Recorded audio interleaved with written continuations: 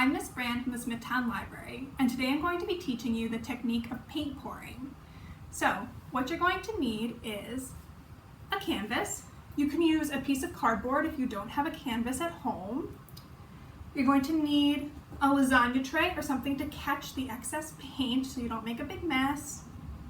We're going to need a couple of colors of acrylic paint, some school glue, some cups, and some popsicle sticks. Let's get started. So your first step is going to be mixing some of your paint with some of the glue to make it easier to pour. So first I'm going to take a little bit of my white paint.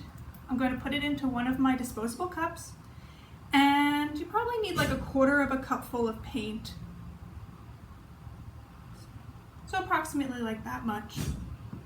And then I'm going to put in about half as much glue. And this is going to make it easier for the paint to flow across our canvas. And then I'm just going to take a popsicle stick and I'm going to mix the two together all nice. And that one's ready to go. And I'm going to repeat that step with my blue and my green.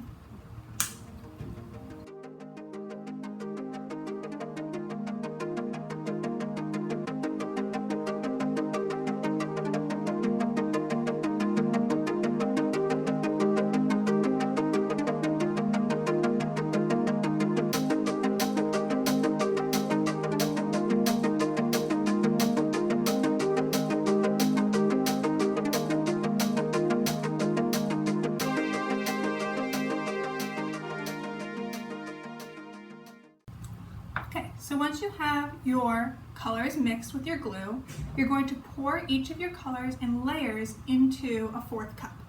So I'm going to take my blue first, I think, and I'm going to pour some of that into my cup here. You don't have to pour all of it if you don't want to. You can hold on to it. Let's see. I'm going to pour some white in, so I'm just going to layer it on top. I'm not mixing it in.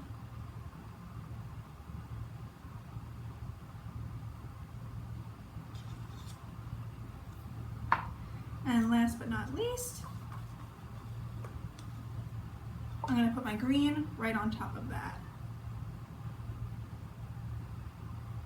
And you should end up with about a cup full of paint. So at this point you have a choice. You can take a clean popsicle stick and you can drag it through your paint. That can sometimes help the paint not really mix but create a cool design. I'm going to drag my paint stick through just a couple of times just to encourage the paint to kind of intermingle. And then I'm going to put it aside and then we're ready to pour. So once you have your paint prepared, you're going to prepare your lasagna tray for your canvas. You're going to need 2 more cups, and you're actually going to use these to prop your canvas up a little bit from your lasagna tray. That's so that the canvas doesn't become stuck to the lasagna tray and you can't remove it after it dries. So I'm going to put 2 cups there to prop it up, and then I'm going to put my canvas right on top. I want to make sure it's pretty sturdy. And then what I'm actually going to just do is I'm going to take my cup full of paint and I'm going to put it on top of my canvas, and I'm going to remove my cup. And I'm going to let gravity do the work. So you can already see that there's sort of a design forming. And if you want, you can let the drips kind of go to various points on the canvas. It'll kind of create a cool effect as the paint moves. So I'm going to have, yeah, I think that looks good. And you can kind of help your paint along by tilting your canvas ever so slightly. You want to make sure that the paint covers the entire canvas. This is also why you have the lasagna tray, so in case any paint kind of falls off the edge.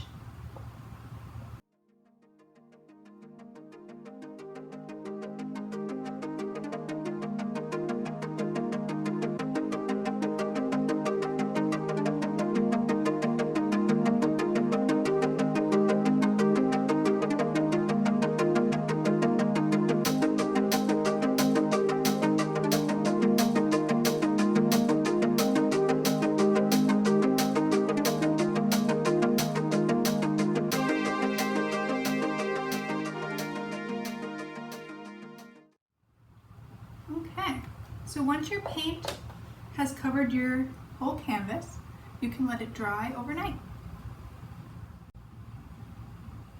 Thank you for joining me today. I hope you use this technique at home to create a beautiful piece of art.